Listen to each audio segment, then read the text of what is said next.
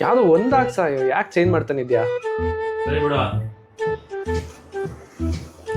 ನಾವೆಲ್ಲ ಟ್ರಿಪ್ಗೆ ಹೋಗಿ ತುಂಬ ದಿವಸ ಆಯ್ತು ಕಣ. ಹೌದು ಕಿರಣ್, ಈ ಸಲ ಹೋಗ್ಲೇಬೇಕು. ಹಾ, ಮತ್ತೆ ಶುರು ಮಾಡಿದ್ರಾ? ಇವನೊಬ್ಬ. ಈ ಸರಿ ಗೋವಾಗೆ ಹೋಗೋಣವಾ?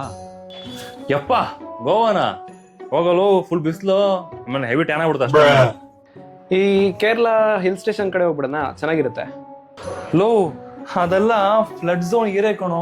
ಒಂದೇ ಸಲ ಲಾಸ್ಟ್ ಟ್ರಿಪ್ ಹೋಗ್ಬಿಡ್ತೀವಿ ಅಷ್ಟೇ ನಾವು. ಆಮೇಲೆ ನಿಂಗೆ ಬರಕ್ಕೆ ಇಷ್ಟ ಇದೆ ಇಲ್ವಾ? ಮಚ್ಚ, ನೀನು ಇವಾಗ ಬಾ ಅಂತ ಹೇಳು, I am ready with my luggage. ಸರಿ ಬಿಡು, ಯಾವುದೋ ಒಂದು ಪ್ಲೇಸ್. ಇವಾಗ ಹೆಂಗೆ ಹೋಗೋದು?